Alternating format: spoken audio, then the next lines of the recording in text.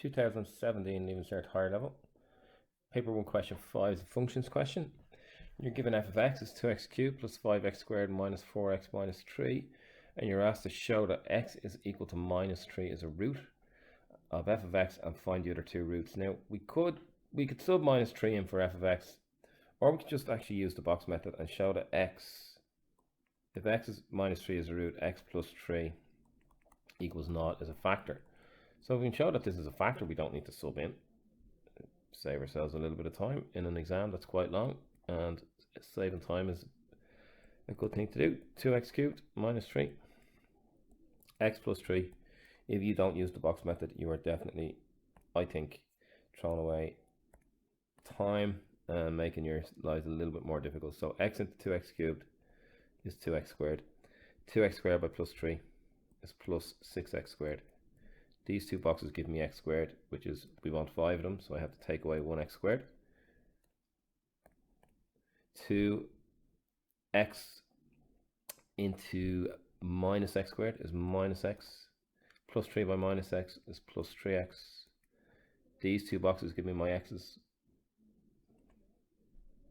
Not plus 3, minus 3x. These two boxes give me my x's. I want minus 4, so I need another minus x. And x into minus x is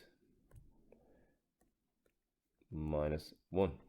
Is minus 1 by plus 3. Minus 3 it is. So you can see that x plus 3 is a factor. Therefore, x equals minus 3 is a root. And solving for the other two roots, we just have to factorize 2x squared minus x minus 1. 2x squared minus x minus 1 has to be 2x times x. It has to be two 1s because we have a 1 at the end, so two prime numbers here are easy to factorize. We want minus 2x plus x is minus x. So x is equal to minus a half, or 1. Part B, we're asked to find the coordinates of the local maximum point and the local minimum point. So we know we have to differentiate and solve for equal to 0. That will give me my local max and local min x values. And then we're going to sub back in here to get my y values. So f of x is equal to, so f prime x is going to be 6x squared plus 10x minus 4. If we factorize this, we're either going to get 3x by 2x or 6x by 1x.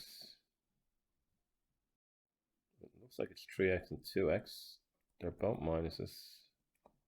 No, one's a plus, one's a minus. So 4, we want 10x. So there's my 12 and my 2. That'll give me 10. And we want plus 12 minus 2 to give me plus 10. Now I can see now I could have divided this by 2 as well, but it doesn't change the values of x. So x is equal to 1 over 3 or minus 4 over 2 if you want to write like that, which is minus 2.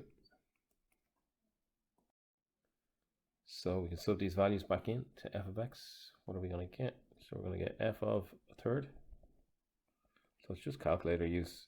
2 by a third cubed plus 5 by a third squared minus 4 by a third minus 3. So just type that into calculator the way you see it.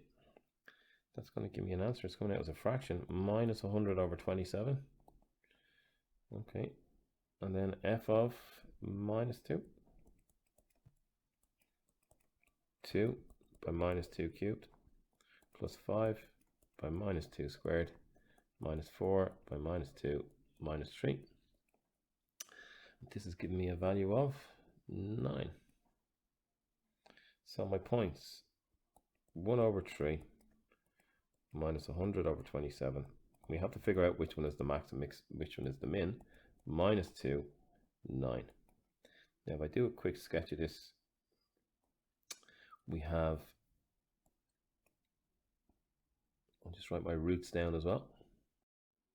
My roots from up above were minus 3. That's what we started with. That was the question. And we got them to be minus a half and 1. So let's look at minus 3 approximately. So minus a half, let's say approximately here, and 1 approximately here. So a positive cubic starts low and ends high. It's going to cross the y-axis at approximately minus 3.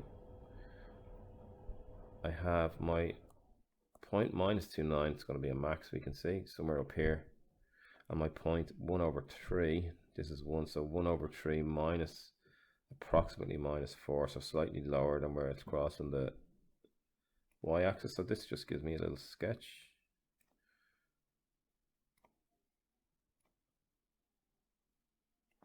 So I can see here, this is my local min.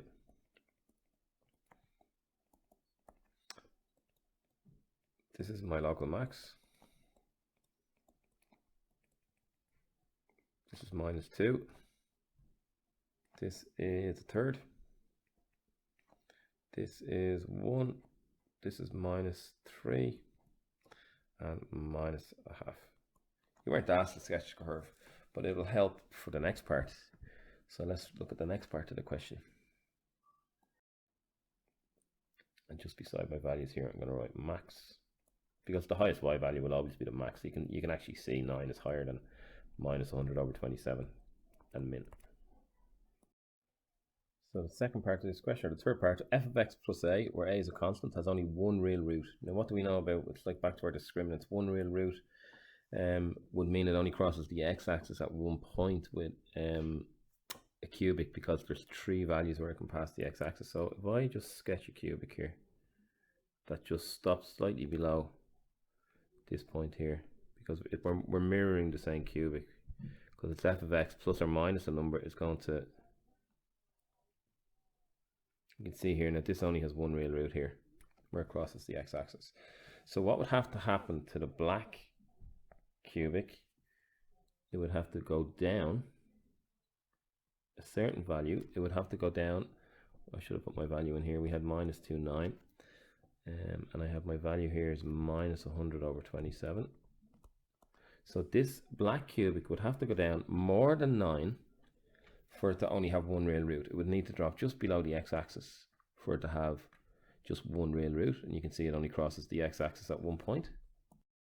So for it to have to go down 9, a would have to be less than minus 9 to bring the cubic down 9.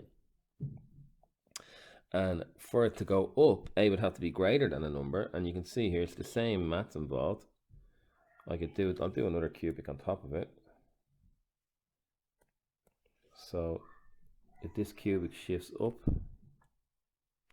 to a point where it just approximates to go there, this cubic would have to shift up this amount, so a would have to be greater than the point at which the minimum is at.